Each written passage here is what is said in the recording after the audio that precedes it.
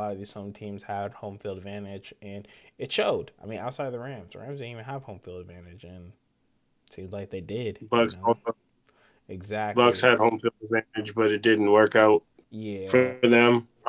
Let's obviously go in order of the games. Let's kind of go ahead and start off with the Texans and the Chargers. I'll go ahead and start. I'm gonna be real with you. I am super proud of the Texans to really come together and figure it out during the postseason, because at the end of their season, it really looked like they didn't have it fully figured out, and they're also dealing with a lot of injuries. You know, C.J. Stroud doesn't have Tank Dell. C.J. Stroud doesn't have Stephon Diggs.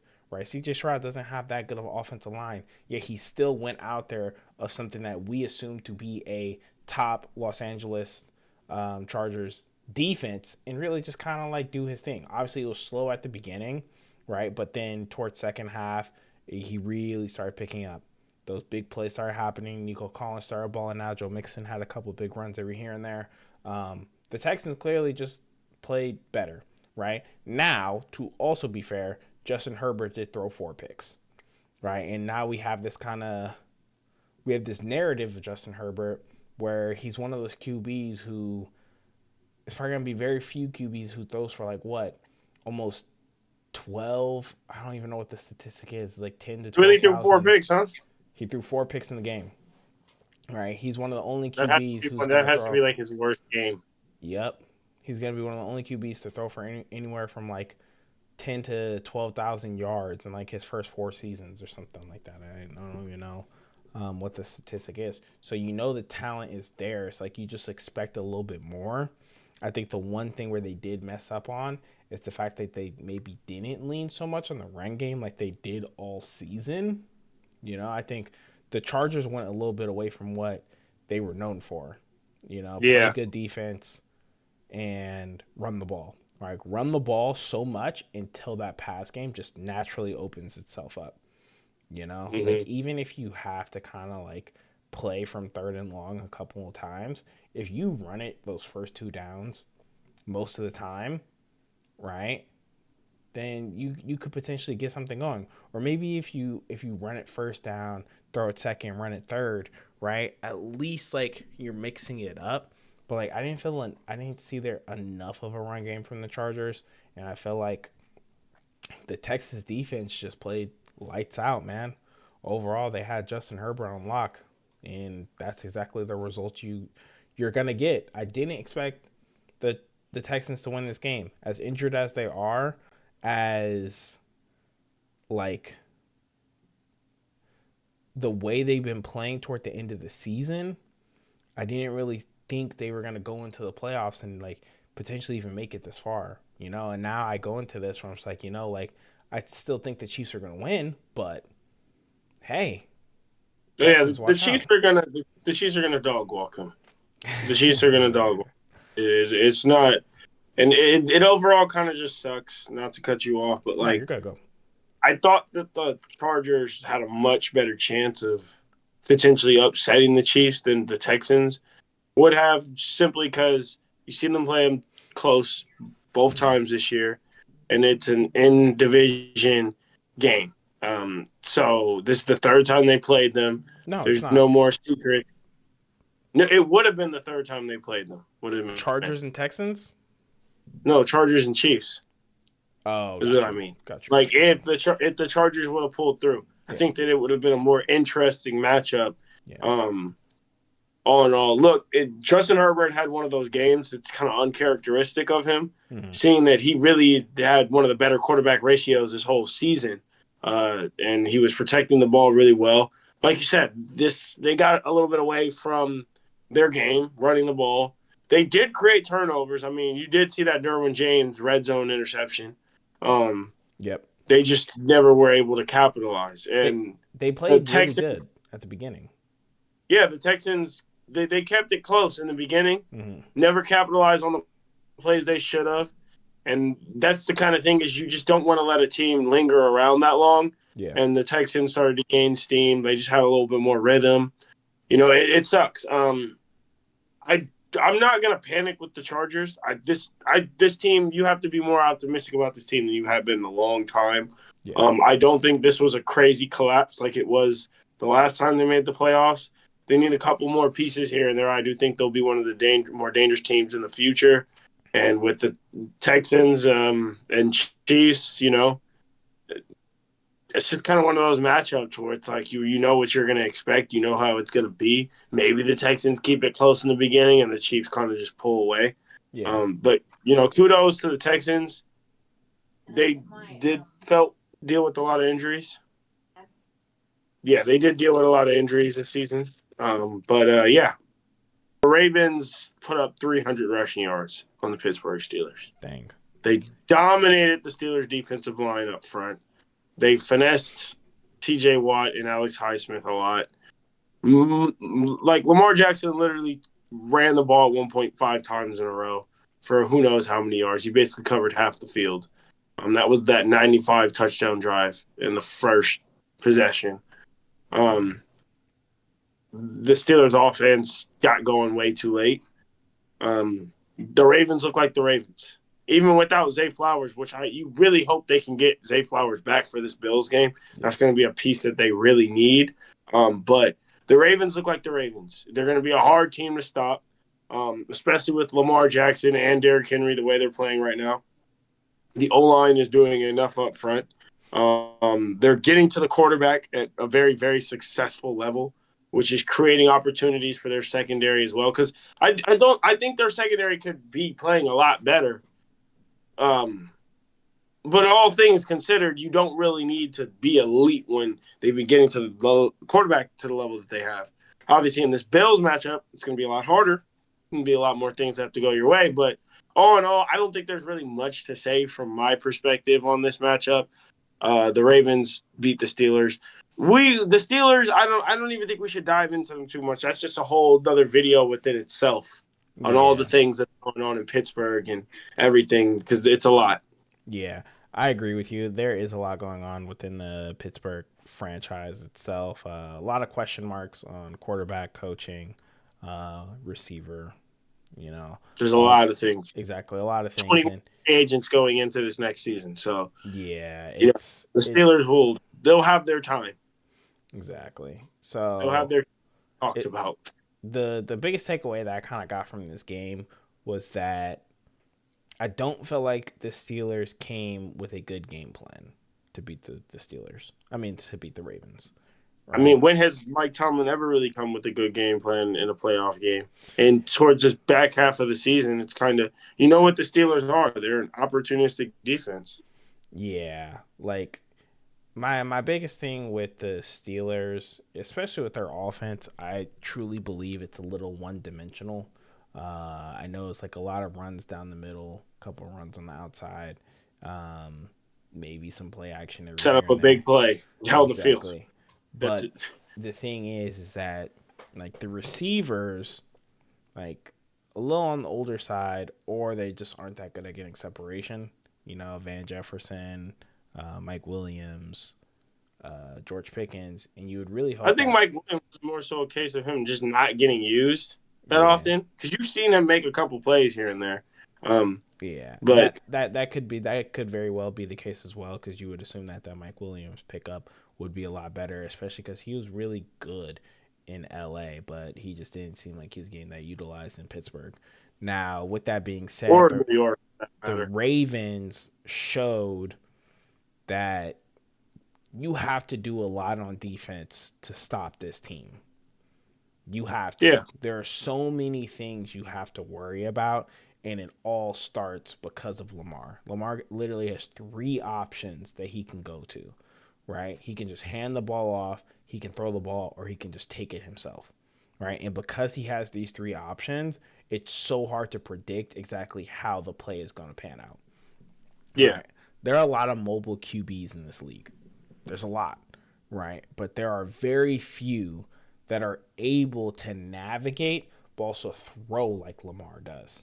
Right? I would say the closest person, and I know I'm hyping this guy up maybe a little bit too much, is Jaden Daniels.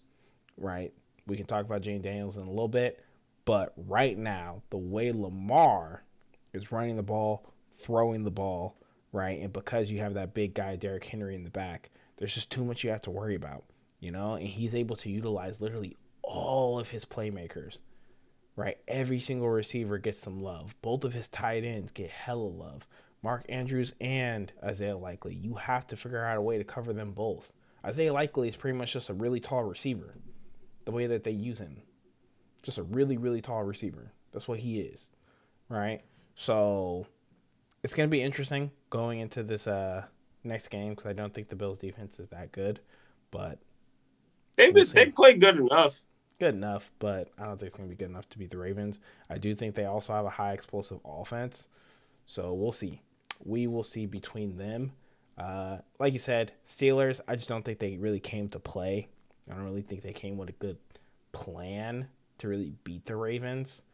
And I'm gonna be real. I didn't really watch the game where they won, where the Steelers won because of 6 field goals.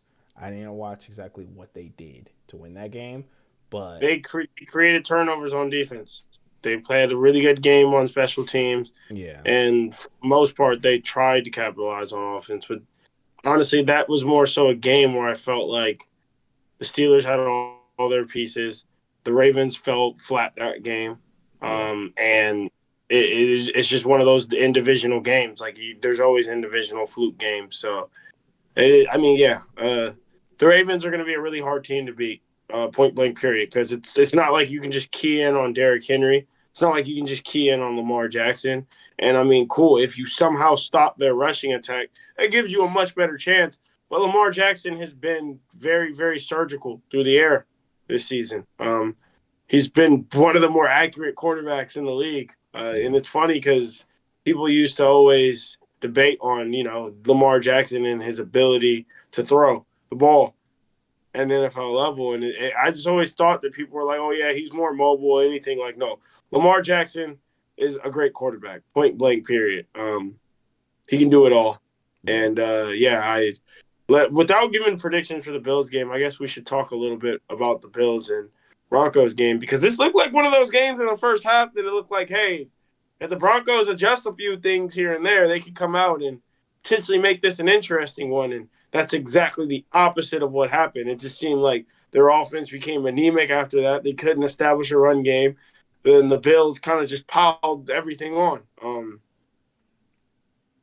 This was kind of a typical Bills game this season. They've been a team like this. yeah, They've beaten up on a lot of teams. I'm not saying they should have done this because I do think that the Broncos coming into this game thought they were capable of performing a lot better than they did.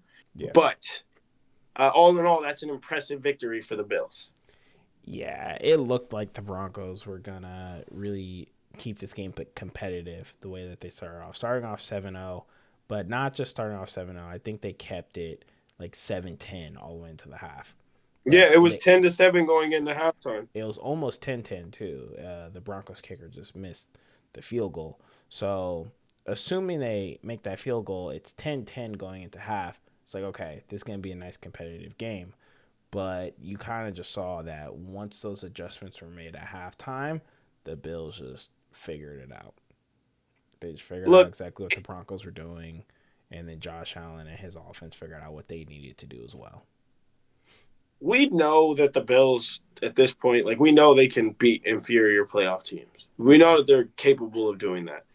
We know that Sean McDermott and this team is an experienced playoff team. yeah, The question is, can they start to win some of these bigger games? Because I'll be honest with you, like if the Bengals would have potentially made it into the playoffs, that's a lot different game. I think that's a lot more of a competitive game. I think that the Bengals could potentially go in there and win. They've done it before. They've gone into Buffalo before in the playoffs and won.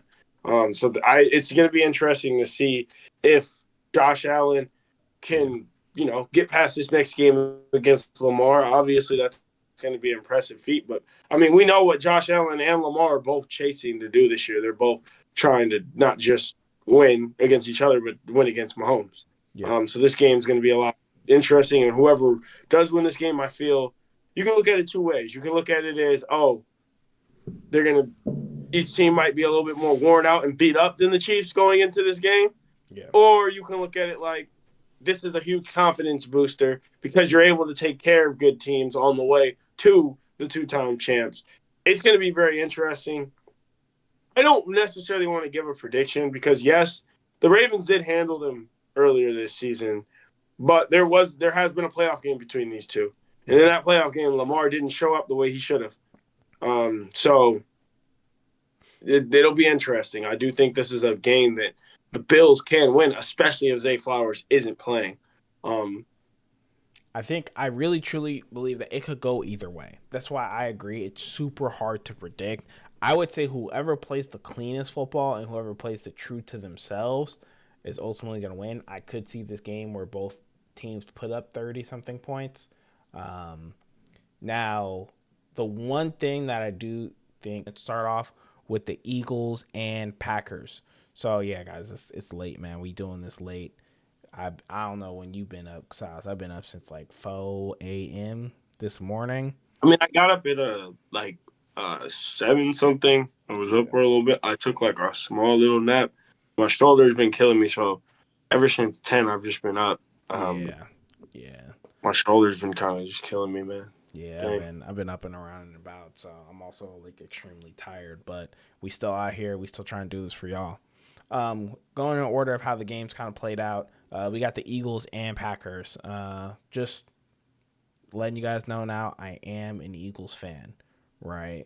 So because this is my team, I do watch and I judge this team more critically than I do other teams, but I also am a little biased when it comes to some of the play, right? In this Eagles and Packers game, it should have not been close. It shouldn't have been close. Yeah, don't you think you're not giving the Packers enough credit? So I give the Packers defense enough credit, right? But when a team like the Packers turns over the ball, like I think it was 3 or 4 times, and the Eagles only get like 7 points off of that, come on. You gotta be able to do a little better than that. Now, what I will To say, be fair, the Packers they've been a feisty top team this whole season. So it's not like they're just gonna roll over and just they're yeah, gonna fight, and especially in a playoff environment. Like I yeah, think regardless of I'm gonna let you talk, but I think regardless of what you should say, I think that you should take this as a win's a win, and this is a playoff win, yeah, and you're now on to the next week.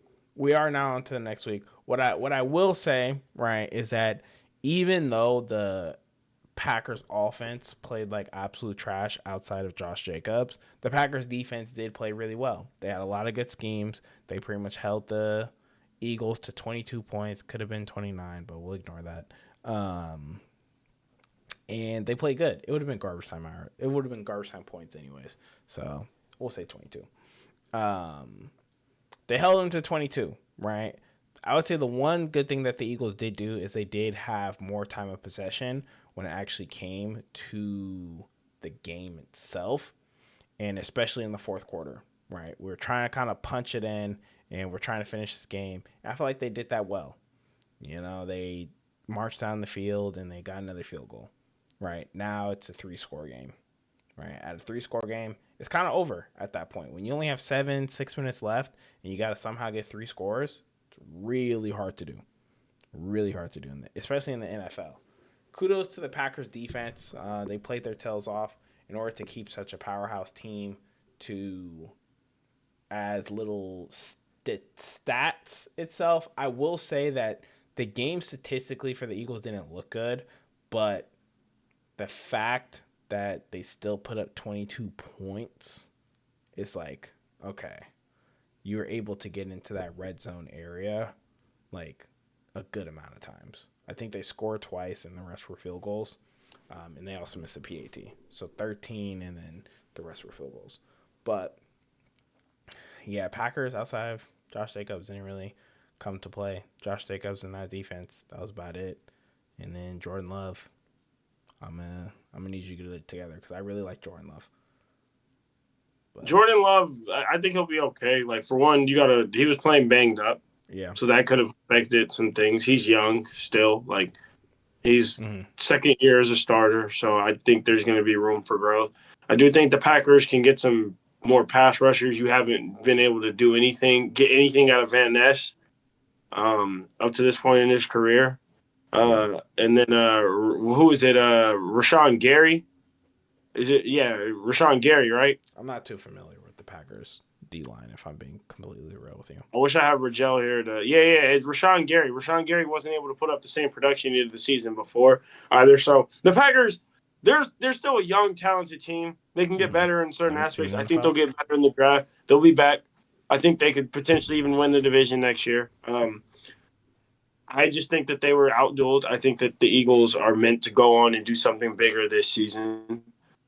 So yeah, I think this is one of those games where the Eagles just simply outclass them, and it's gonna be hard to beat the Eagles with Saquon. Yeah. Just it simply is It's in gonna be any hard for game. any team. Yeah, it's gonna be hard for any team. Before we get into the Eagles' next matchup against the Rams, we might as well talk about the Rams and the Vikings. I'm Yeah, gonna we'll talk just go about all of first, them. just because I'm gonna go out here and say I didn't see the whole game. I just want to say, for one, the Rams defense has been playing very, very well, especially their pass rush. That's Mm-hmm. exciting to see. They have an exciting unit going forward. It'll be interesting to see if the Rams keep Koopa. Or, I mean, I Cooper. literally mixed up Puka Nakua and Cooper Cup's names, but Cooper. it'd be interesting to see if they keep Cooper Cup going into next season. Um, but all in all, the Rams are a dangerous team. Yeah. The Rams are a really, really dangerous team.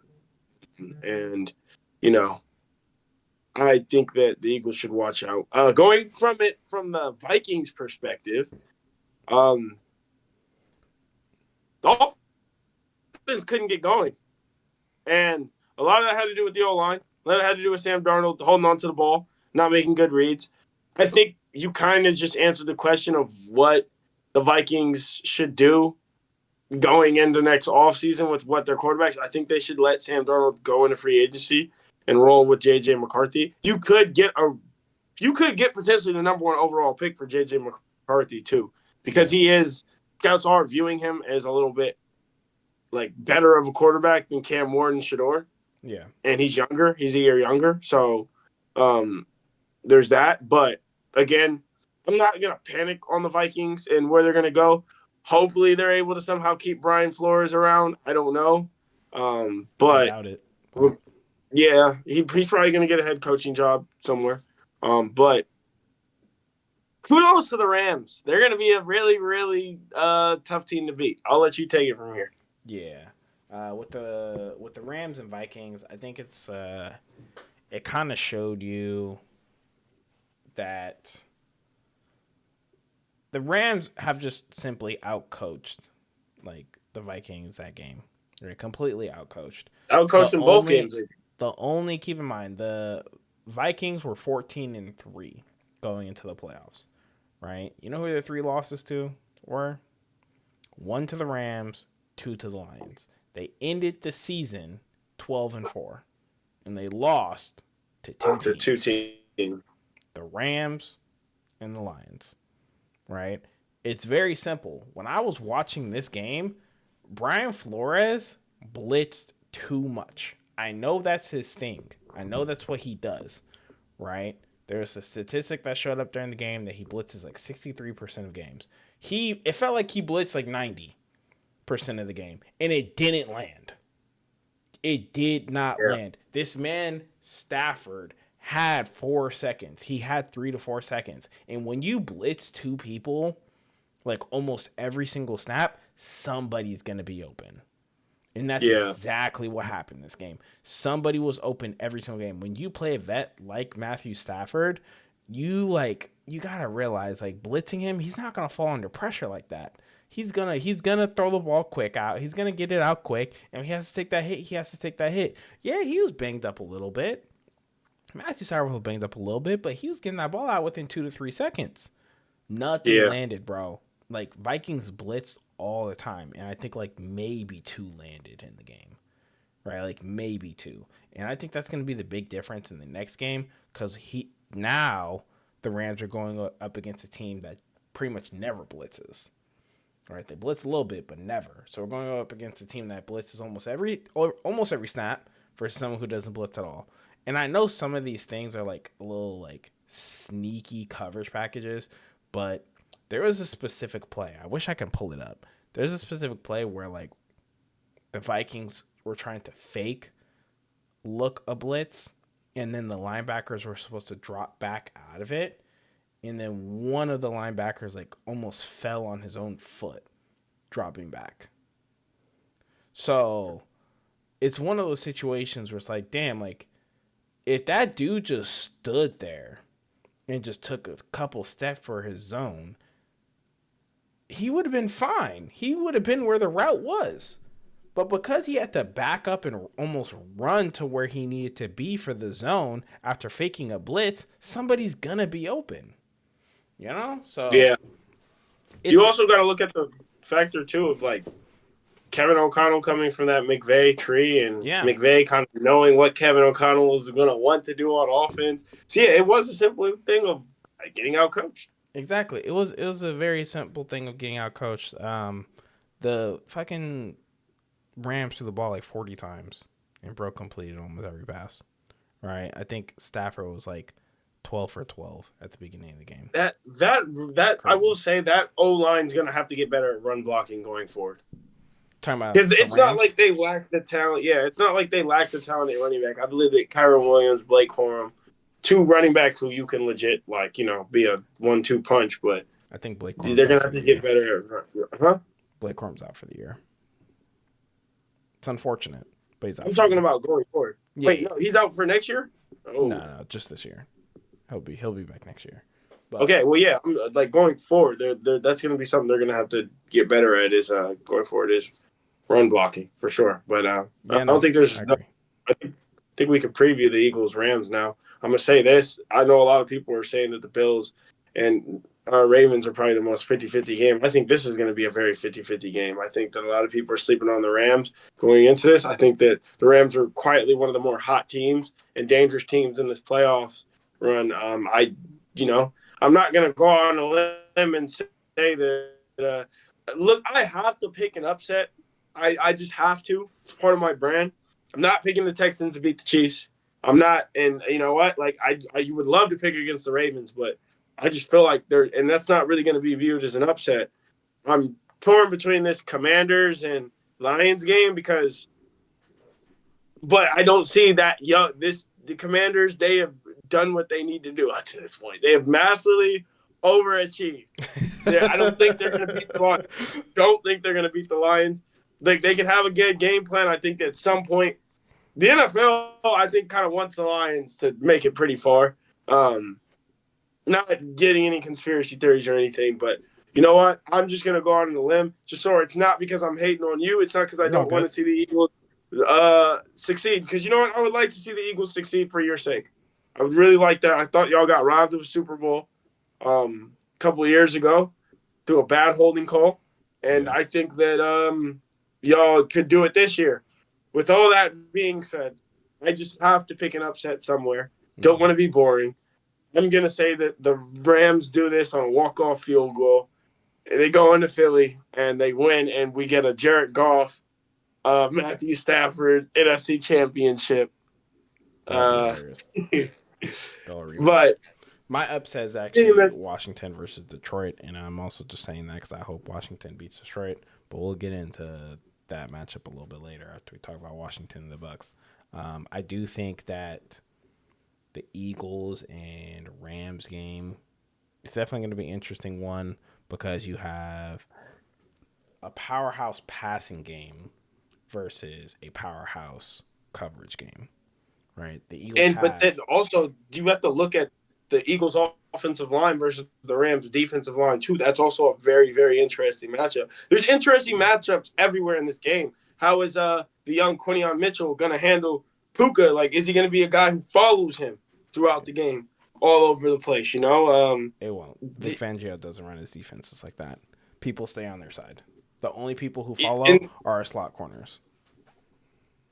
You know what? And I do think that I don't think anything should be changed or anything. I think the Eagles have all the pieces in their secondary to combat the Rams receiving game, but I think it's a 50-50 kind of thing. I think the Rams are going to get their plays. I think the Eagles secondary is going to get their plays. Just like the O-line. I think that the Eagles O-line is going to have their moments, but I also think that the Rams D-line is very dominant. Also, I'm gonna go on a limb and say this too. I think that Philly special, the tush, or not Philly special, but the tush push, it's gonna be harder to do this time around.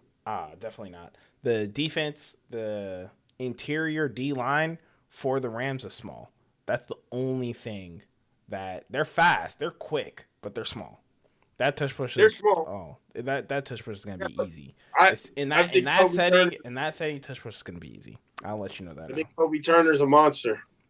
I'm not saying that they're not. Kobe Turner, Byron Young, Brendan Fisk. Not sure which one it is. Yeah, Jared Jared Verse. Verse, bro. They're all studs. You know, they're all really good. But I don't see like we're talking about the highest graded offensive line. What's up, man? Welcome in. Welcome in. Oh, yo, I'm hijacking this motherfucker. This is my shit, man. Look, I know I'm late, bro, but it's a takeover. No, I'm just playing. What's up with y'all boys, man? What's up, Good to man? We see just y'all. about the Rams and Eagles matchup, previewing that right now. Yeah. I'm going out on a limb and I'm saying that the Rams are going to upset the Eagles because I have to pick an upset somewhere. I'm not picking the Texans over the Chiefs. I'm not, and I do like the Ravens Bills is a 50-50 game, anyways. That I think the Ravens are going to edge, and the Commanders at this point have overachieved way too much. I just can't see them beating the Lions. This is success no matter what. All they have to do is just go in there and put up a good account for themselves, and that's a win for the Commanders. But this is, to me, the true 50-50 game of this weekend. Like, if I were to say it, because there's just so many things. Me and Jasor are talking about the Rams' very dominant pass rush this season versus the Eagles' O-line. And then you have Jasor was also talking about the Eagles' very elite secondary versus the Rams' very nice passing game. So it's just a lot of interesting matchups to talk about in this. What's your perspective? Jasor, you haven't given your perspective yet. We'll let you go last, Jasor, since you're an Eagles fan. Sorry, you want to go last? I feel like I just jumped in here, so I honestly want to hear what you have to say. I feel like it'll help, like, kind of maybe like frame my thought as well. Frame your thought. Yeah. What I really have going with this is that I think the Rams are good, right? They're good at a lot of things. They have a good defensive line. They have a good pass game. But you know what they aren't? They aren't the top, right? You have to realize the Eagles have the top secondary, the number one graded secondary in the league. They have the number one graded offensive line in the league. The two things that the Rams excel at, right? Their pass rush and their passing game, right? They're facing the top of what the Eagles have. Top secondary, top offensive lines, right? Yeah, it's but going to you're be also a very hard matchup for the Rams. And a top pass rush. It's going to be a very hard thing for the Rams to really go into this game really and good run game dominate as like well. they did against the Vikings. The Vikings offensive line were playing real squishy, right? And the Vikings secondary is playing real squishy. They were not ready to play. I get that. I definitely get that. But, like, I also want you to realize that, bro, this Rams pass rush, they have a lot of guys who just come in very fresh. If you were to like, take a guess on the amount of sacks and pressures, right, how much would you say? The Rams? They're up there right now. They're up there. For this upcoming game. How many sacks and pressures would you guess that they'd get? I say they get to the quarterback 2 or 3 times, and I say that they get Hurts on about 5 to 7 QB pressures. That's not enough to beat the Eagles. I'll let you know. Maybe more. That's not enough. If they want to beat the Eagles, they're going to sack Hurts minimum 6 times. Minimum. What are you 6 times? Minimum. Bro? Like, minimum. How many 6 sacks, bro? Bro, minimum. Like, what are we talking about? I think that's like slightly an oversight, bro. Bro, like, I think that's a slight oversight. Bro. Like, 6. bro, the Eagles are a good team, but y'all not like 6. gods. And I like Jalen Hurts a lot. He's really good, but I think you can contain him in a pocket and win a game. So. And Matthew Stafford is playing very lights out right now. I think here's what I will tell you, Casas. I do think that the Rams will get more sacks than the Eagles will, right? But that's because the way that the Eagles play, they're going to force the Rams to run the ball. They're going to who's taking Puka out the game? Who do you like? Do you really like? Because here's my thing. I do think that you have a very, very good secondary. I don't think that there is a guy who can just like contain Puka because the Listen. Rams find very creative ways to just get him the ball. I know And the last time the Eagles and the Rams matched up against each other was a long time ago and things change. Puka had 117 yards against the Eagles last game, and we still beat them by 17. I mean, look, they also have Cooper Kupp too. Cooper Kupp, no offense to Cooper. Like, I respect his legacy, especially within that organization, but he's been a non-factor these last couple weeks. He has, but, I wouldn't count your chips on him being a non-factor again. I'm not going to count my chips on anybody being bad. We know Cooper Kupp has the talent, right? But what I will say is that until I see him put up like a crazy 2020 performance, 2021 performance like he did, I can't say he's the same player. Like, he's like he had a couple games this year that he looked really good. He's like a not even a high end 2. He's a 2 right now. He's playing like a wide receiver 2, not a high end 2, just a 2. I think we're forgetting the good games he's had earlier in the season. Maybe, but we're talking about later in the season where all adjustments have been made. We're talking about these players know the schemes of their team, right? These players know they haven't hit the peak of their careers, but they hit the peak of how good they could they be this season, right? These players in the playoffs are how good they can be. Cooper Kupp has only declined so far. He has not gotten better throughout this season. People are figuring him out. He's getting a little older. Maybe it's a separation thing. I'm not fully sure. He's not getting as targeted as much as he used to be, right? If you really look at some of Cooper Kupp's This is an X factor. This is an X factor. He's an X factor in this game because if the Rams want to win, they have to get him involved. I don't know his first name. I don't know his first name, but Robinson on the Rams gets targeted more than Cooper Kupp. DeMarcus Robinson? There you go. He gets targeted more. And then what's the dude's name? Whitner from Texas? I'm not sure. They got a lot of pieces. There's Whittington. There's Tutu Atwell. Whittington, Tutu Atwell. I'm not even sure if Tutu's even on that team anymore. But there's a lot of people. Don't get me wrong. Cooper Kupp out there running sprints for sure, but he's not getting targeted. He's there almost every snap. I'm not 100%. I'm not too worried about Cooper. If anything, I'd rather see Cooper go off than Puka go off. Because if Puka goes off again, that's going to be something going against one of our rookies. Because he'll probably get lined up against one of our rookies. Puka usually lines up in the slot. That's Cooper DeJean's territory, right? Cooper DeJean, one of the highest grade slot corners this year. Top 5, and is a rookie. Yeah, he's about to get cooked. Probably. He got cooked last game, so I'm not going to say he's not going to, right? But what I'm saying is that even if you have one player like pop off on that team, I think the rest of the team is gonna be on locks, right? That the Rams, like, I can see the Rams, like, my prediction for this game is like 20 to like 29-30. That's seriously my prediction.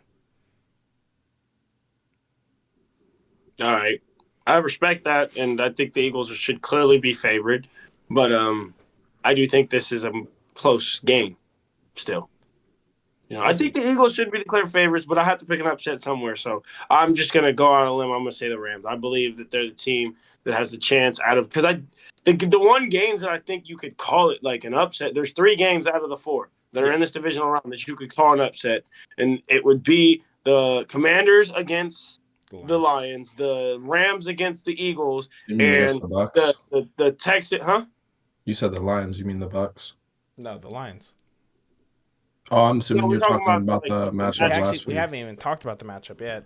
We kind of just skipped We're moving on to it. We're going to wait for your prediction, but what I'm saying is I have to pick an upset, and there's no way in hell I'm picking the Texans over the Chiefs.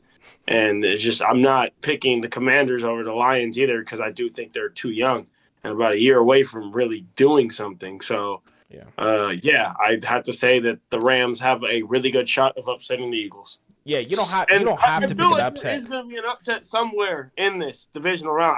You said like there's going to be an upset in one of these matchups? Yeah, I feel like it'd be the Ravens beating the Bills. That's the upset. That doesn't really sound like an upset to me. It's not an upset. The Bills shouldn't be favored. The Bills shouldn't be favored considering the Ravens went into Buffalo earlier this season and tapped that ass. And I just think that right now the Ravens are playing like the best team in football or one of the best teams in football. I think if we're talking about just teams with home field advantage, I see the Bills being the only team that loses at home. Yeah, potentially. I don't It'll see be any. tough. I don't see any of the other teams losing at home. I'm not gonna lie. I like Lamar a lot, but I just can't really give him the benefit of the doubt at this point of watching him play. I feel like I always really see him go on great runs, especially in the regular season. But even when it comes to running up against Josh Allen, who I feel like just playing excellent football this year, Lamar's playing better I, football though. yeah, but it's the playoffs. Yeah, it is the playoffs, but Josh Allen be getting his ass whooped in the playoffs at times too. This is true, but I feel like I haven't seen Josh Allen flame out in some of the fashions where Lamar's been at home That and lost Bengals game games. years ago. You remember that Bengals game years ago in the snow? Josh Allen did not play well. I don't even think it was years ago. It And was no, last this year. is true, but Huh? That was last this year. is true, but I feel like we No, that have wasn't last year. That was the year before last year. Oh, okay. The Bills got kicked out. regardless of the game though. In some of these, we're talking about Lamar, who I don't want to get off topic, but he was MVP, bar none, over some players that I feel like were far more deserving, at home, and should be the favorite by a mile. And I've seen him choke games, so I can't really give him the benefit of the doubt in Okay, anything but in the Josh Allen playoffs. also choked last year to Patrick Mahomes at home. Same thing Lamar did. In this scenario where Lamar's going into Buffalo, I gotta go Buffalo on this one. I just can't give Lamar. Yeah, I I mean, gotta see it. I don't. You're I don't. Lamar, I don't This hate is it. this is coming from Hey, me You're a being Lamar hater. disappointed in the fact that I really like Lamar. I like Hey, him a lot, but he's just He like hates he is on not. Lamar. He hasn't been No, you winning were the the games. happiest person that he lost to Mahomes last year, bro. You were like, Q, man, what I tell you about Lamar, bro? He Nah, just it's ain't getting honestly out of the postseason, bro. I I gotta don't want to agree, hear bro. nothing about Lamar no more, bro. That's certainly revisionist history, bro. I'm not gonna lie to you. Like Lamar, I'm a fan of his game. How can you be a fan of football and watch him play football and not be a fan of his game? What disappoints me is that I put a lot of stock in that, his ability to play and specifically his unique skill set. And to see him lose some of these games, again, that's something you're talking to somebody who, if we're talking about like my quarterbacks I love, you know who my favorite QB is, the motherfucking GOAT, Thomas Edward Patrick Brady Jr. Is a high bar when you talk about the level of talent these players have. And then we're gonna sit up here and talk about these games. Well, you got to get the job done, bro. And I know if you, as a Steelers fan, if he was at the helm and you were a Ravens fan and you have some of these losses that y'all have had in recent playoff history, you would be pissed. So he not getting a pass for me. I didn't want to go I get think he sidetracked plays. though, I but yeah. just think he plays in the Mahomes era, bro. Because like you could talk about, yeah, Lamar maybe hasn't had. Like, here's my thing though. What's real postseason success has Josh Allen had? Yeah, he's won some games, and he's won more playoff games than Lamar simply because of the fact that Josh Allen's been healthier than Lamar. But at the same time, it's just like, bro, Josh Allen chokes in the postseason too. Yeah, we had to I think also there might realize be a little bit of a. Oh, go ahead, Jasor. we had to realize that the Lamar did purposely sit out that 1 year where he was trying to get paid. I mean, he was hurt, but he was hurt. That purposely sitting out thing that's like, to me, that's a conspiracy. Sure. That was crazy. No, that is a conspiracy. We'll call it a conspiracy. What I'll say is, I think there's a little bit of I think that there's a little bit between me and you specifically, Q, and our points, because honestly, I agree with you. I think there's a little bit of a miscommunication. I don't say that in this specific scenario, in this matchup, I have to pick Bills. Yeah. That's just kind of what my gut tells me in terms of who's going to win the game. But Lamar is definitely the better player, and I would not be surprised if they go in there and get that win. It's just that I feel a type of way about like giving him any wins guaranteed based off of how he's disappointed me, because I get it, it's a Mahomes era, but this is also competition, and you have to win games. Anyway, so I respect. I mean, here's the thing: the game could go literally either way, right? Like, I would not be surprised if either of these teams win. So, like, you saying the Bills are gonna win isn't like something like, oh my god, like the Rams beating the Eagles. Like, I think that's a little crazy, but they're both good teams. They're both powerhouse offenses. The only main reason why I see the Ravens winning this, and I mentioned this to Sauce a little earlier, is because ever since the bye week, the Ravens have been the top 5 defense, right? I don't know what adjustments they needed to make or what they did, but they are balling out on all forms, defensive line and in the secondary. So I can't necessarily trust the Bills defense as much, right? I think if the Broncos had a better game plan going into Buffalo, then they could have put up more points, but they didn't. They're a little one dimensional, and Broncos literally have a zero run game, right? So it makes it very easy to predict exactly what they need to do. That's not the case for the Ravens, right? And that's also not the case for the Ravens on last year, right? They were playing like 2 or 3 injured running backs. They were rotating like injured running backs the whole entire time. Now we have a healthy Derrick Henry and a healthy Justin Hill, right? Bro, these dudes are gonna Justice Hill. Yeah, Hill. Healthy Justice Hill. Now I'm not gonna mention Justice Hill too much because we know he's not the main factor in this offense. But Derrick Henry, bro, he can easily put up $150 on the Bills defense, right? And now you have to also worry about Lamar's arm. With the first time they played? I'm not sure. Mm-hmm. I have to look back at the stats. He definitely changes the game though. Now that you mention it, I don't really see anybody stopping him. It's hard to imagine anybody stopping him, and he does open up a lot for Lamar, who's, to be honest, 41-4 is a crazy ratio. Exactly. So even more after that playoff game now. Yeah, it's tricky. Like Josh Allen's gonna have to go like real Superman to win this game. Whereas I don't think Lamar has to.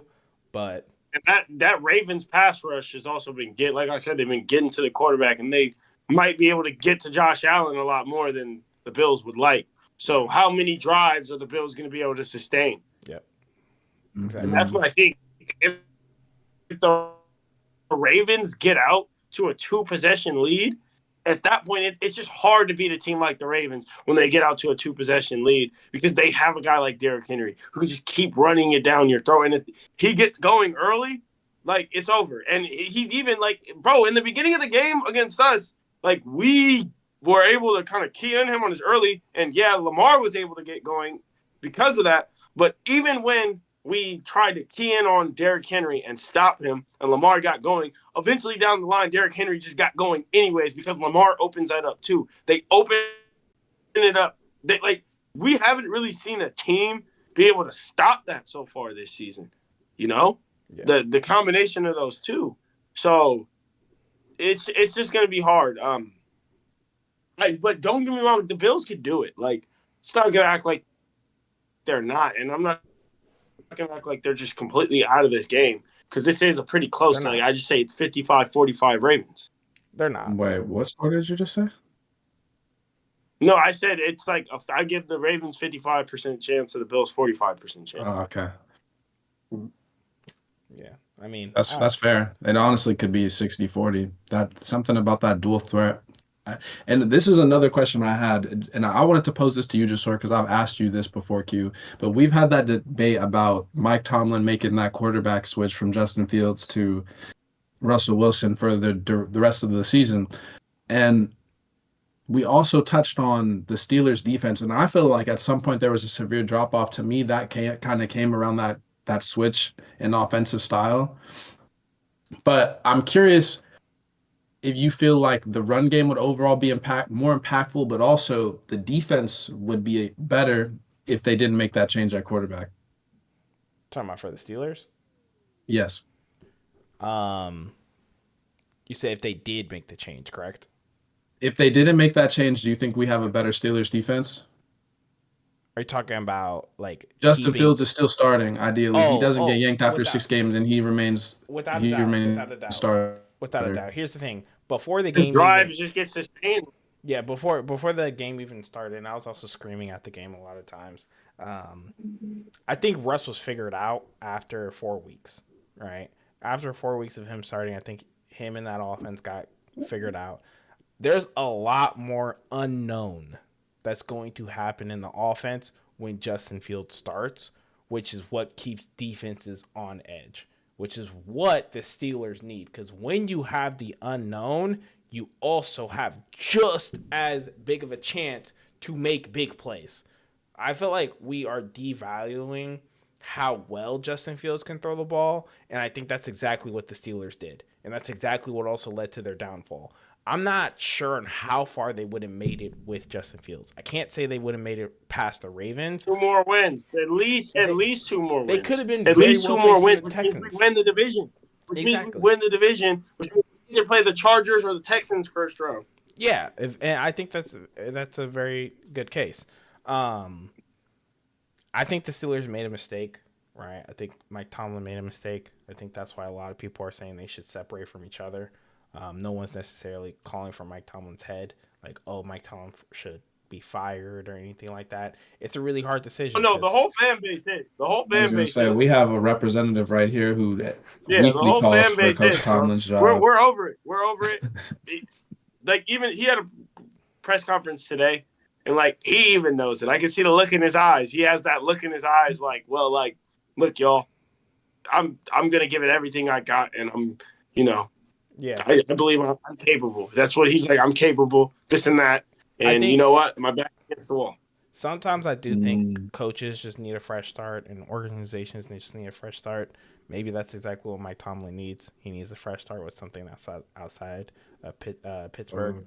But I do believe that game against the Ravens would have been vastly different. Let's just say I assume you start Russ, right? That game would have been vastly different if you just play Justin, right? Yeah, because Yeah, the thing with you have Justin and more of a people need to, chance. we keep drives going longer because of his legs alone. Yep. If guys aren't getting open downfield, if the O line isn't blocking long enough, he can take off and run. And when he's in the open field, it's a much bigger threat than when Russ is in the open field. And Russ has this issue where he likes to hold on to the ball and flush out of the pocket and create more time. Justin Fields will either A, just take off and start running, or B, just throw it away. He was playing very well like that earlier in the season. He was just playing smart football. Didn't he have the moon balls downfield like Russ had? No, but let's also admit, too, he had some dimes. One of them was on the best corner in the league, 50-50 deep ball right in the breadbasket to George Pickens. It got called back for holding because of Broderick Jones, but still, we've seen a lot of great throws by Justin Fields throughout the season. So I think, I mean, it's obvious what we should do. And also, just from a money standpoint, it's like, you know what the better answer is. Russ is going to have a higher going rate in free agency. Which is a mistake to me, which is an absolute mistake to me. And I don't want to cut you off, but I just have to say, in terms of rating Russ guys, like, and I preface this by saying, coming from a 49er fan and losing to this motherfucker and seeing the type of game that he had specifically in his prime in Seattle, utmost respect to him. But at this point in Russell Wilson's career, to me, he is in the same tier as a guy like Kirk Cousins or Sam Darnold, a patch job at the I would quarterback put him a position, in little my bit ahead of opinion. Kirk Cousins. I, I'd I put don't, him I ahead of Kirk can't. Cousins.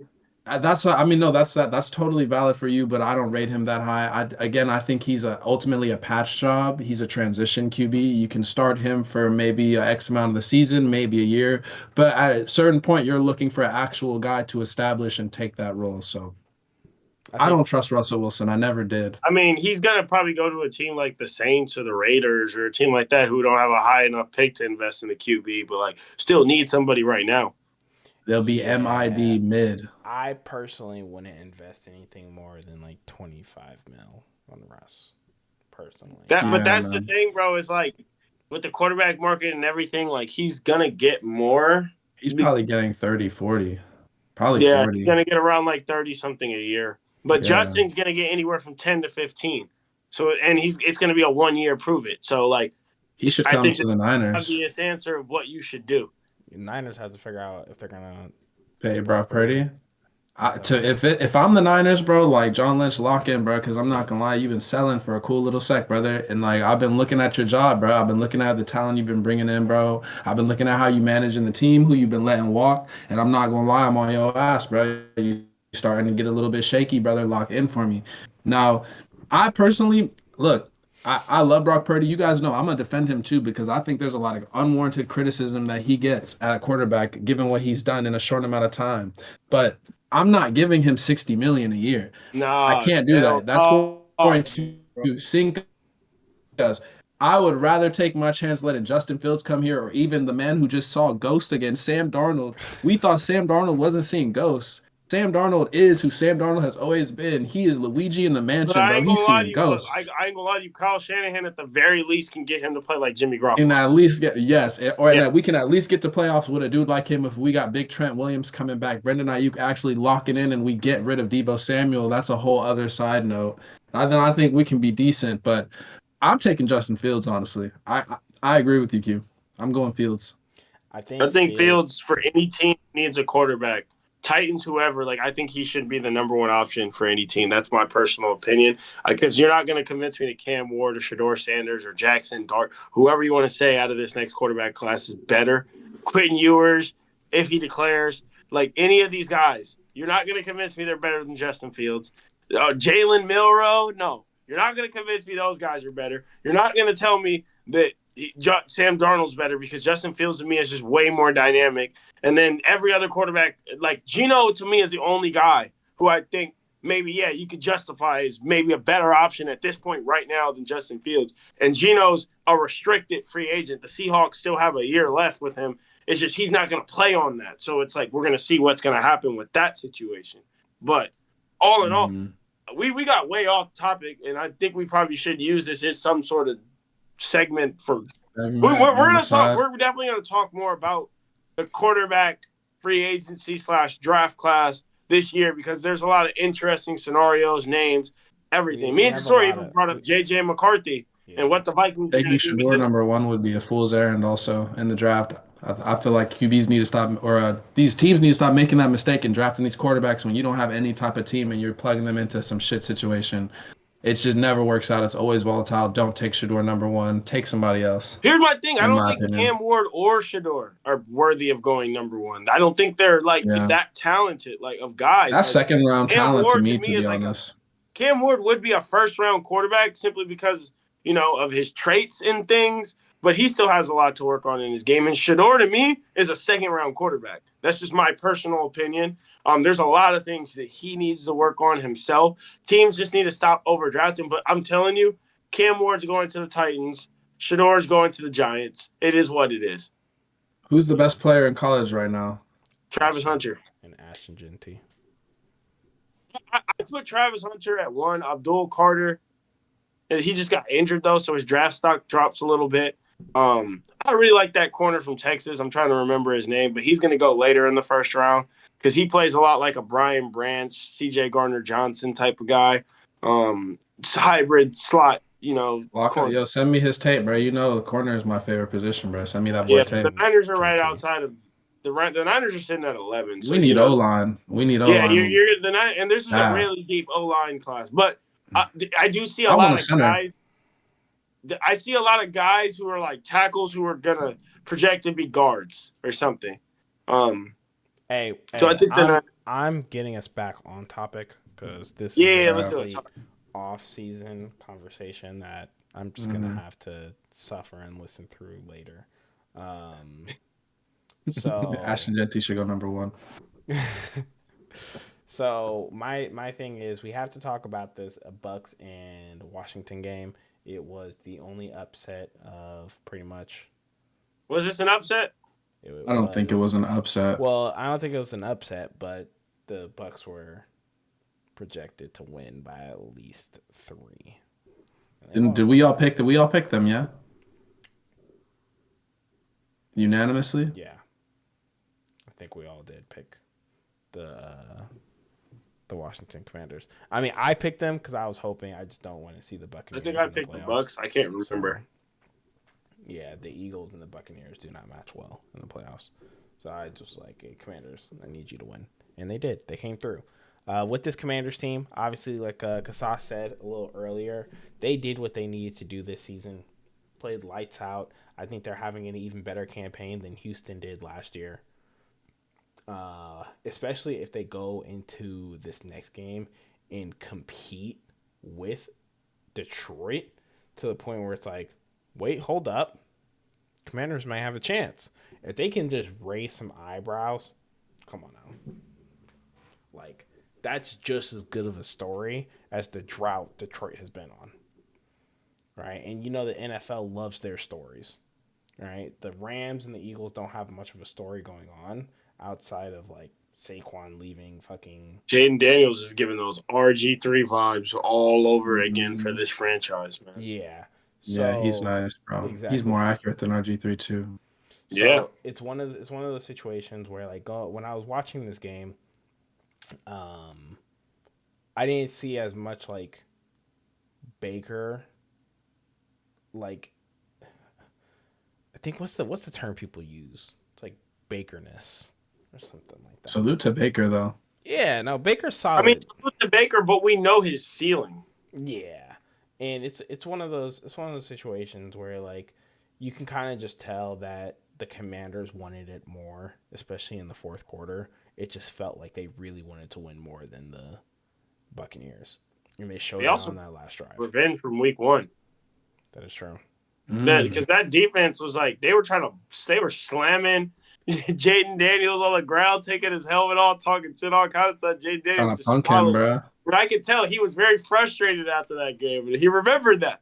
Because the plays I saw, he was playing with a little chip on his shoulder. Yep. Jaden Daniels is one special person. I compared him a little bit to one of the, not the GOATs, but one of the greatest of our generation right now, Lamar Jackson. Lamar Jackson's already the greatest rushing quarterback of all time. Yeah, bro. He passed Vic, and it hurts my soul to say that because Vic is really the GOAT, bro. Yeah, but it's true. But Lamar is just so fast, man. He's passed Cam, he's passed Vic, he's passed Cunningham, he's passed all those guys. Oh yeah, he's in his own class. A class of his own for sure. And that's the thing. Like the fact that you can praise Lamar that much, and there's another QB that started up this year that has that rushing ability like Lamar, it's not just being able to run the ball, it's being shifty when you run the ball. That's the big difference, because Jalen Hurts is a good running quarterback, but he's not shifty. He more is one of those people who just run into you while falling down. Like a Josh Allen, exactly. He's a sprinter. Exactly. Whereas Jaden Daniels can shift gears. You have that typical rushing QB who may just be fast and maybe a little big, but will still slide or they'll still fall when they need to. Lamar Jackson and Jaden Daniels will straight up try to juke you, and not even try. Most of the time they succeed, right? Mm-hmm. So the fact that he has this ability, and he's really accurate, like really, really accurate when it comes to throwing the ball, right? He has a very high future. I hate the fact that he's in our division because Washington's probably going to lock him up in 2 years, right, for a long-term contract for who even knows how much money, right? But hey, let's 60, be real. $70 million. Even though, like, I still don't think, like, CJ, like, I don't think CJ had a horrible year. But, like, you remember, CJ had a crazy year last year, too, where he's, like, everyone was saying he was hemi. A lot of people were putting him, like, CJ came in here and got a W, bro, and I'm not going to lie. When are we going to actually talk about Justin Herbert as well? Not to get sidetracked, but if we are bringing up CJ Stroud's name. We talked about it, bro. That's an uncharacteristic game. The man threw barely any interceptions this whole season. He had one game where it was bad. Like, come on now, bro. Let's not just chastise the man or anything you can't get a playoff win or anything. Like, bro, the Chargers, to me, overachieved what they were supposed to do anyways, because I don't really think anyone came into the season looking at their roster as if it's like, you know, oh, my God, this is a team that's going to be a Super Bowl contender. They're going to make it to the divisional round for sure. We didn't even know if they were going to make the playoffs or not, because for one, I love Ladd McConkey. He's a slot wide receiver. He should be a wide receiver too. They still need a guy, whether it's a top tier tight end or something, to get these things going. Like, the Chargers still need certain things. Also, Quentin Johnson is one of the main receivers in a lot of those reads for the Chargers offense. Didn't he drop like 3 passes again this game? He had at least 2 drops. He had more than that. He had more than 3. He had like 4. There's 4 drops. I think he might get released this offseason. I'm not sure. But here's the thing. I agree with you in the sense that it was an uncharacteristic game. 4 picks, bro. I'm hearing a shit ton of excuses for 4 fucking picks, and you would have absolutely shitted on this man, Brock Purdy, if he threw 4 fucking picks, bro. But we would not give him the benefit of the doubt, even with the injuries and all the other shit that's happened, bro. What I'm gonna say, in the playoffs, you saw him throw 4 picks in the playoffs. But bro, I'm not stop acting like I'm just a Brock Purdy hater, bro. Nah, bro. It's just about the standard that we about hold Brock these Purdy players when we to. talk about Justin Nah, Herbert. it's these Listen. players. It's these players. It's the level. No. I'm using the comparison in terms of what fucking critique and what level do we hold these players to? What is the So what are you accountability trying to that say? What That's you trying to exactly- say that about you that's don't exactly hold what I'm some of saying. these guys accountable? You're not holding Is Justin Justin the Herbert not narrative. top 8? Is he not top 8? No, the Justin Herbert narrative is top 10, and he's a So- good quarterback, and he can win playoff games, and he can be successful. But he just came out there and threw He four picks hasn't and won a lost them playoff that game game. yet, so we can't say that we know he can win playoff games. What I'm gonna say is that I do think this is an uncharacteristic game for Justin Herbert, but the narrative around him being a top QB needs to be in question for sure. But okay. Right. So how far are you going to drop him? I drop him to low tens, like you said. He's still 8 in to my 10. top 10. 8 He's 10. still We're in my talking Okay, about all a right, lot of let's people name it, used to have let's name Justin Herbert in the 5 range, like 5, 6 No, range. I never He did. has to But like, drop let's name it. past Let's that. name it. Let's name it. Okay, so we obviously all have Mahomes at 1, and then we have Burrow, Lamar Jackson 2, 3. Okay, I And put Allen. Hurts at 4. You have Josh Allen. I put Hurts at Well- 4. Over Jalen Hurts.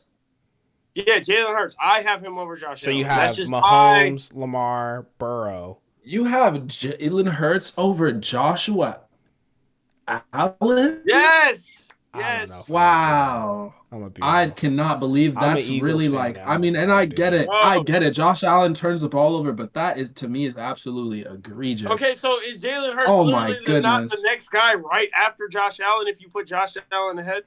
They're right next to each Sure, other. but they're sure, yeah. It's funny but because they certainly, actually but have very identical stats. The only difference is that Josh Allen is playing with a lot less talent. That's why Josh Allen doesn't have fucking Saquon Barkley and always open AJ Brown, bro. He just doesn't, bro. Devontae Smith. Devontae Smith. But bro, That's don't the act like his offense is bad either, because his offense does have a lot of guys who are. No, he capable of got making plays. boys. He got boys, but you'd have to agree with me that the offense is purely Josh Allen, in my opinion, and he's utilizing a lot of talent, but they don't have a guy. Determining factor for me. Even Here's the James determining Cook to me factor is for me. inconsistent when he shows up to here's games, a- and he's a here's great the and he's a good determining- back. Here's the determining factor for me personally. You have to go back. Let's look at Jalen Hurts' first official year as having a starter getting the keys, and let's look at Josh Allen's rookie year, his first year of getting a starter getting the keys. Both of them had supporting. They didn't have the best supporting casts around them. But the one thing that I will say is Josh Allen did not play good that season. We were all worried about him as a prospect going in. It took for them to go get Stephon Diggs for him to eventually get comfortable in his shoes. Whereas Jalen Hurts continued to show flashes those seasons, regardless of him not having any clear guys. Even the season before Devontae Smith got there, when Jalen Hurts came in for Carson Wentz, he still showed flashes at times and looked better. So for me personally, right now, I'm going to tell you, I just have a little bit more faith in Jalen Hurts. If you're telling me these two guys are on a draft board and I have to pick one of the guys to be the guy of my franchise, I have to build a team around it. Me personally, I'm picking Jalen Hurts. That's just my opinion. I'm sorry.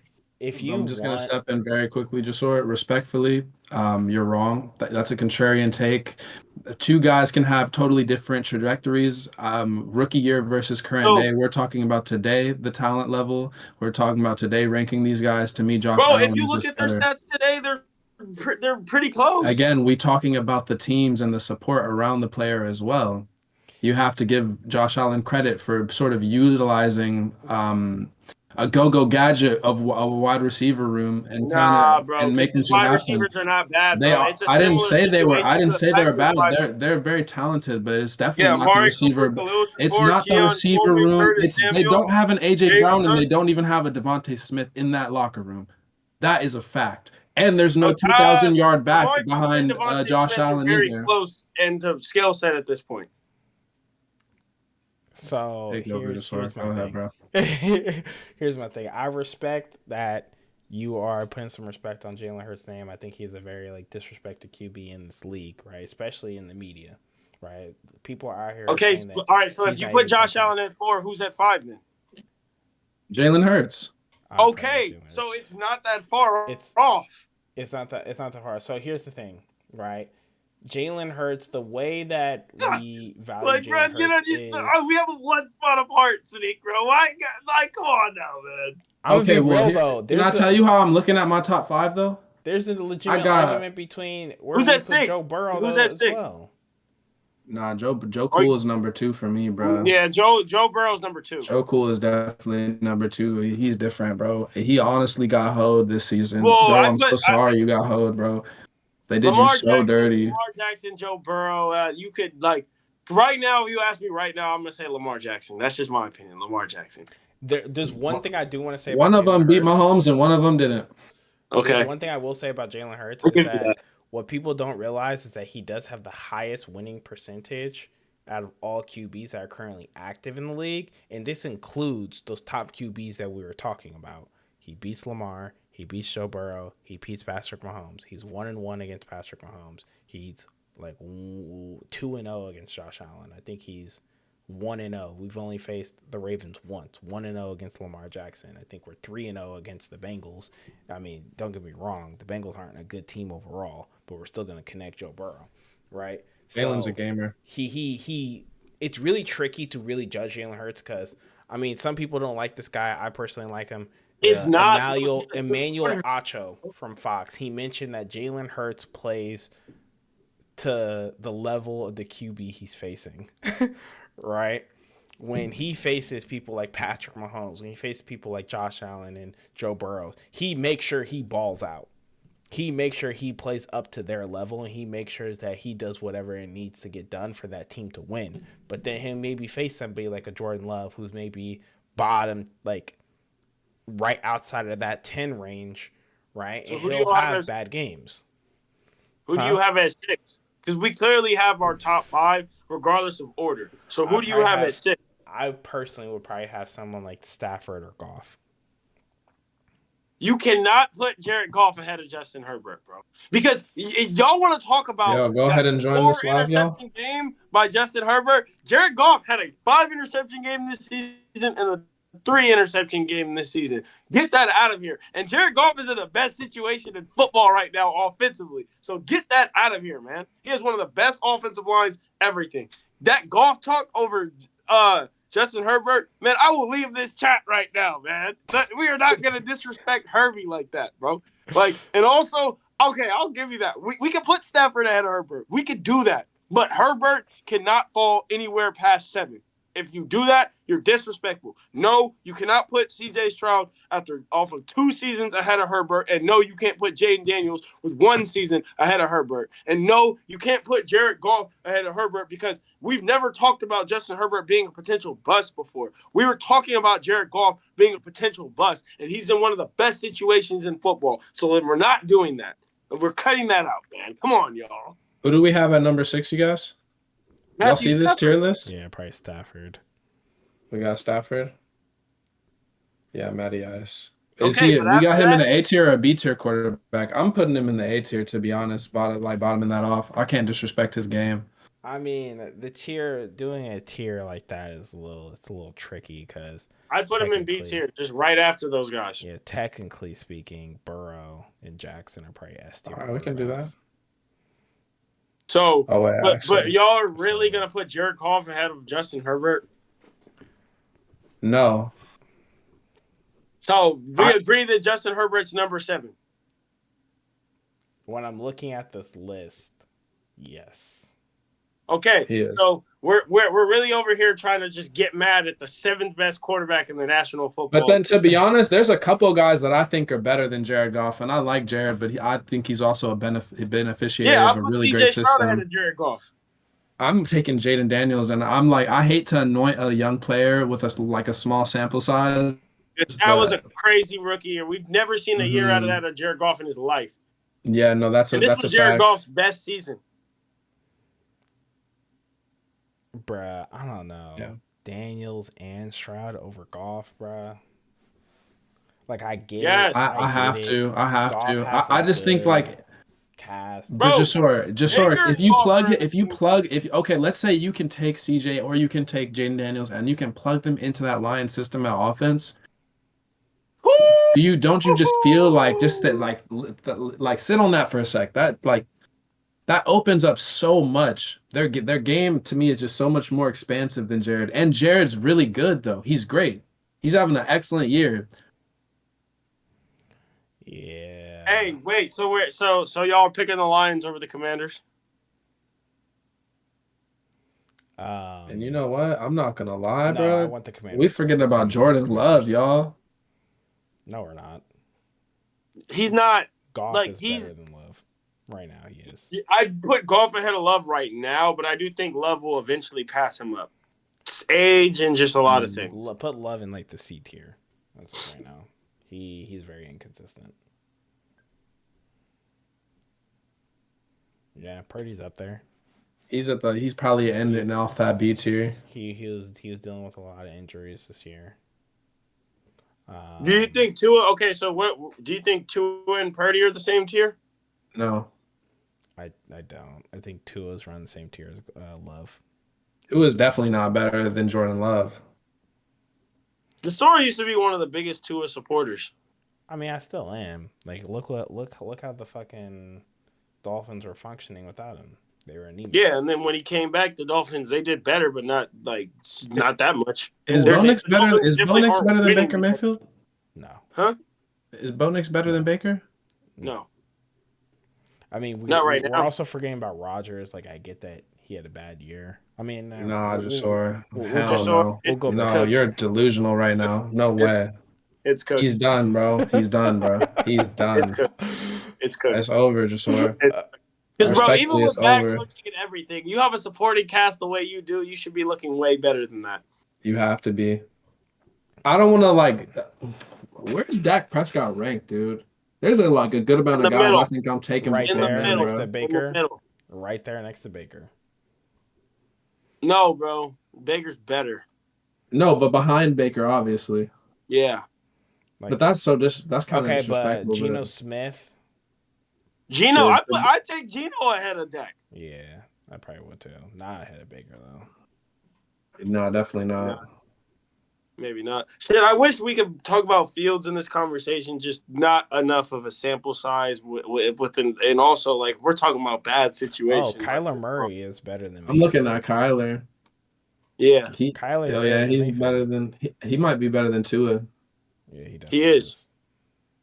He's probably right behind Jordan We can Love. just go down the order. There's a couple people that we can just. To be honest, is Tua better than this nigga Geno? No. Hell no, bro. And I don't even like Geno. Tua's better than Geno, in my opinion. No. You think Tua Tagovailoa is a better quarterback than Geno? No, bro. No. Tua can't even stay healthy, bro. Like, what are we talking about? You right, but oh, that's not funny, bro. All right. Let's go. Caleb Williams is D tier. You can just kind of move people around. We don't have enough sample size. Bro, hold on. You're not putting Caleb Williams' I'm gonna be honest, y'all. I'm gonna go ahead. You're not putting Caleb Williams' name ahead of Justin Fields. I'm gonna go ahead and do this for Bo Nix, bro. There's a couple people that need to just be straight up skipped. Like DeVito. You're not putting Bo Nix ahead of Justin Fields. Look, here's the guys that we can put in D. I would just start. We could put this nigga in D. I'm gonna put Richardson probably in C tier too. No. What? Anthony Richardson? No. All right, I'll put this thing in D. Quarterbacks in the league. All right, bro. I'll put him in D, bro. Deshaun Watson is a D. Bro, put Rodgers O'Connell is a D. Take Deshaun Watson out. Take Deshaun Watson out. Take Sam Howell out. First off, don't even do backups. Okay? Put Rodgers in there before O'Connell and put him in there before Anthony Richardson. Okay, I don't know what we're doing with this. I'm gonna put him above Darnold is also too. He's the top. Rodgers is probably the best D level quarterback you could grab, bro. I'd take that nigga over the ghost seer. Come on now. Put Darnold above Nix. Let's be real, bro. Sam Darnold is better than Bo Nix? Bro, Darnold had a pop off. Nah. Bro, come on now. Bro, he saw Ghost and totally flamed out. In the moment it mattered, he became his true form, bro. Nix ain't do much better either. Bro, Nix is a rookie, bro. Exactly. I'm gonna be honest. I'm gonna be so honest. Bo Nix is a rookie, and he went. And Bo Nix played a better team too, bro. I'm gonna be so honest with you, bro. Talent. There's no way. Sam Darnold. Y'all just need to keep Justin Fields off this list and not have him be in the equation if we're gonna put Tua in that tier. Like, bro, Tua belongs in that Darnold tier, bro. And I'm gonna be honest, bro. Take Justin Fields off. Okay. We'll move Tua back. Move Tua back, bro. Move him behind Mayfield. Move him behind Prescott. All right. Bro, Darnold is better than Knicks, bro.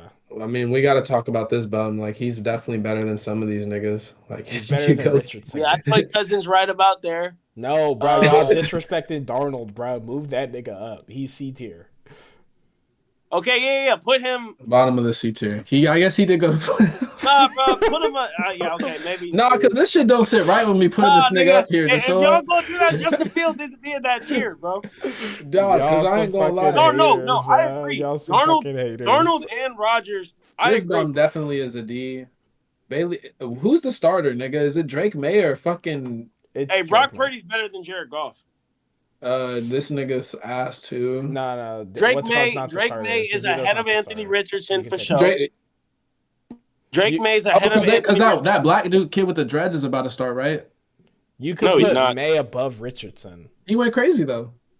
Yeah, May he above did, but he's not Richardson? starting. Yeah. Where is Drake May at? You could put Williams here you and go. May above Richardson, bro. All right, bro. Fields needs to be Bro. ahead of Bo Nix. Levis is the worst starter in the league. Honestly, Drake May's damn near better than this nigga Williams. Yes, he is better than Caleb Williams. He's damn near better than that nigga, bro. I would say it goes exactly like that. Richardson, O'Connell, Levis. DeVito is not a starter. You can just take him out completely. What about Fields? Who the fuck is the Giants guy? Just leave him. They don't have a guy. Just leave them both. Daniel Damn, Jones is and not on the like Giants Deshaun Watson is in the fucking No, leave ether his as ass- well. leave his Leaving ass his there, too. limbo. I'm What not about disrespecting Fields? Justin Fields, bro. I'm gonna keep it a beam. That nigga's probably like to No, me. he's ahead I of Bo wouldn't Nix. judge him. Do I not wouldn't do judge that. him. He I would beat leave Bo him out. Nix. I would leave Justin out. I wouldn't judge What him. are we doing? If I'm leaving Justin Fields out, bro, I'm at least gonna put him above all There's these a other couple bum ass second niggas. streamers Bro, that just don't even bro. need to be on this list. No, because we're going off of one season. Justin Fields has had a sample size as a starter, a bigger sample size. I'm not than gonna Nick. lie. I'm gonna put Justin Fields in because I think he also is a starting quarter caliber player. These other niggas is questionable, bro. You have And to he put should him be above ahead of Bo Prescott. Nix. He should be ahead of Bo Nix. Wait. I put him above who? Bo Nix. He beat Bo Nix.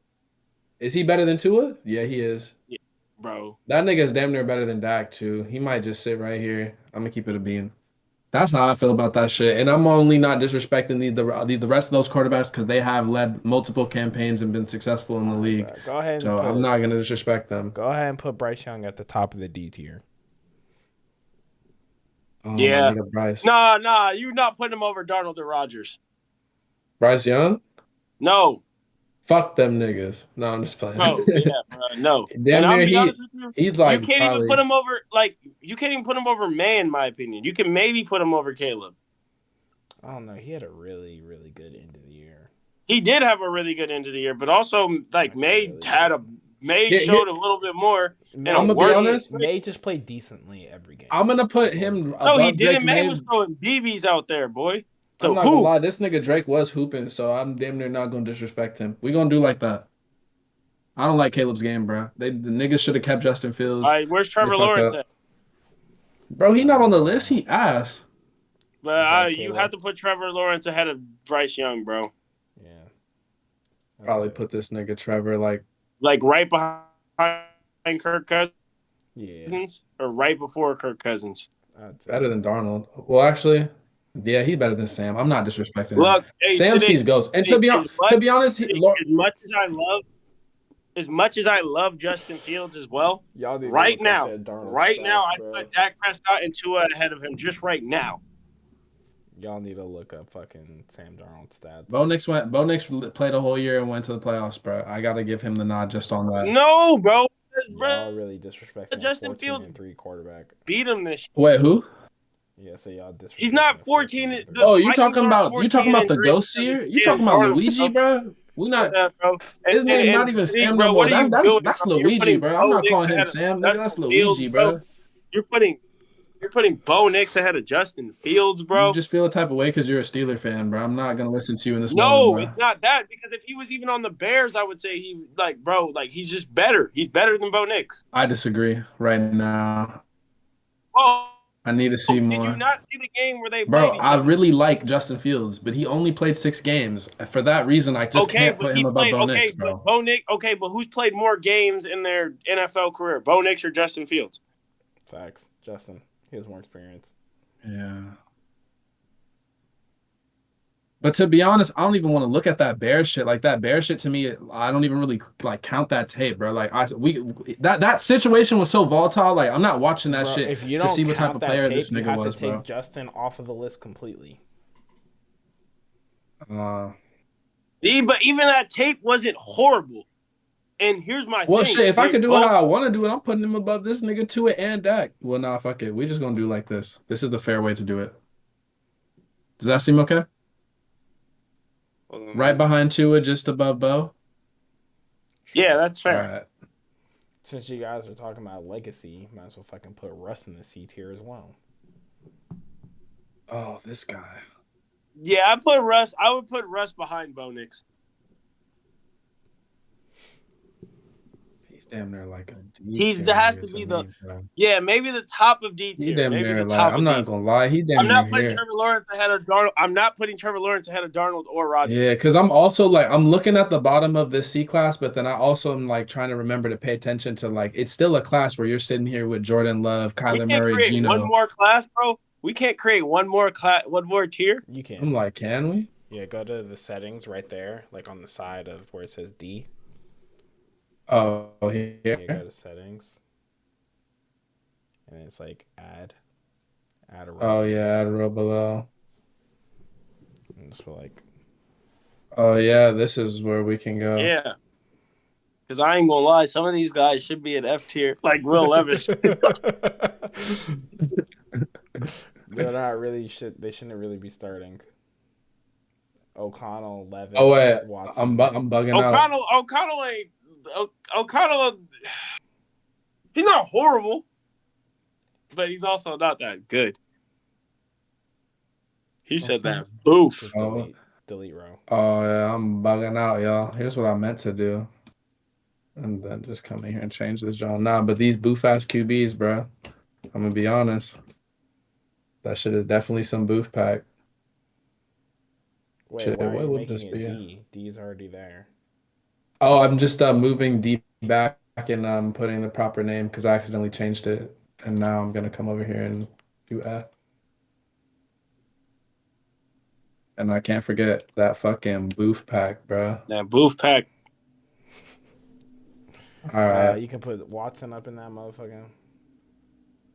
let's see. Deshaun, where is that boy? Oh, he's the leader of the Okay, boof here's my niggas. thing though. Are I we ain't gonna really putting lie. Anthony I'll Richardson? probably put No. Okay, this yeah, because nigga. Derek Carr should be ahead of Anthony Richardson and Aiden O'Connell and I ain't Will gonna lie, Levis. is there? Their car's right after Kirk Cousins. Yeah, bro. because Let's be real. Saints were winning when Derek Carr yeah, was that out would be of the disrespectful. This nigga is this nigga a D tier player or a fucking F, bro? I put him ahead of or Anthony Richardson. I think Aiden O'Connell's played better than Anthony Richardson and Will Levis. All right, so we'll leave him in And then D. Anthony Richardson deserves to be dropped down to both Will Levis and Anthony Richardson deserve to be dropped down to F. I'm sorry. Anthony Richardson Who's the has best? clearly only shown the ability to take off and run at times. Yeah.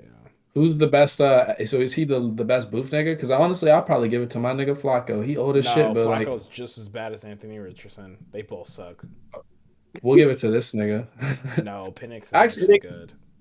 Penix, we should leave shit. out, bro. He doesn't He have the doesn't. sample He size. played like 3 games. Leave him be. All right, so then we do what? Richardson, Levis. Daniel Jones should be Take somewhere Flacco like out. Flacco also should- played like 2 games. Daniel Jones. I ain't gonna lie, put Daniel Jones ahead of O'Connell. Wait, what you Daniel say? Jones ahead of O'Connell. That ain't Daniel Jones is donkey. If that's the case, then this nigga Aiden O'Connell should be in the F, nigga, with Daniel fucking Nah, Jones. because like Aiden O'Connell was never shown that he's a boof ass QB. Bro, okay, then he's in D and we leaving Daniel Jones in F because Daniel Jones is ass, nigga. You can He put lost Daniel his Jones at the job, bro. top He's of F. trash. He might be the best weak nigga, but he's still Okay. trash, bro. All right, I'm with that. Okay, what about wait, Deshaun Watson. He should be Shit, either he right on, ahead of Daniel Jones or right behind him. Bro, take Flacco out. He is? Mm-hmm. Joey Goat, nigga? Take him out. All right, bye, Joe. What does that be? Damn. We gonna put him. I think Daniel Jones he's is better after than that Richardson. nigga. I'm gonna be real. Richardson. He's pretty booty, bro. That Like, he man, might be the that weak. man, All right, He might be. that man Watson He's is better. bad. That man Watson is bad, but come on. I do think this is kind of I think this Because is the rest of these important. niggas They don't play. don't even play, right? All these other niggas is that's I'd cooked. agree with this list. They all play like maybe one game. Yeah, Like Sam Howell had 1 or 2 that's games this tough, year. bro. McCarthy had 0. Wilson on the Broncos doesn't even make sense. I'm like, is this nigga Herbert better than CJ, bro? You know, Yes. he has What the are we higher talking sample about? size. Yes. He's been consistently playing well, but here's the thing: the difference between Give one more CJ season to and CJ, Herbert. maybe he takes it. CJ has 2 playoff wins. That's more than Herbert has. 2 of them bitches, bro. And he also took a starving franchise and got those 2 playoff wins. Like this franchise Y'all, was this shit. ass, bro. Like ass. I'm gonna I let that Herbert shit slide right now just for you, Q. But I swear I need one more year of this nigga, Yeah, I There's an agree. One more argument. year and of then I'm CJ moving on him, the route bro. he's going, yeah. There's And And I one more might move. There's an argument for CJ to be above Herbert right now, but I'll leave it be. You No, know bro. these Lions fans are probably Y'all heated crazy, right bro. now that Y'all Goff crazy. is not Y'all crazy, above bro. these niggas, bro. I mean, You Huh? know they are. I think he's properly rated where he is. I Who, think so. Goff? Yeah, but these Lions fans probably I put think he Purdy. better. I put Purdy ahead of Goff. Shit, me too. To be honest, the fuck? That nigga golf was And I put Nah, Kyler. I shit. put shredding Kyler ahead of ass. Love. Kyler Murray? Yeah. Yeah, Really? Yep. yeah. Damn. That boy Kyler is good. He's just on a shit And team. honestly, I put Baker Mayfield ahead of Love and Gino. Baker Mayfield's a baller. He is. Baller Yeah, he shot been hooping. caller. I feel like this is a properly rated tier list right now. But be looking up to Fields if he gets that starting job in Pittsburgh next year. He moving up to B. Just watch. He definitely would move past all of these weak ass niggas, and he probably would land somewhere up here. Or somewhere up here with these two. Yeah, I think he's like right there with Tyler and Baker. Yeah. Honestly, I feel like he'll get better than Goff and Purdy Yeah. down the line though too. So he just has more. I agree. No, this is accurate. This is accurate. Damn, but yeah, Herbert, bro. I'm watching Herbert, bro. I'm watching him.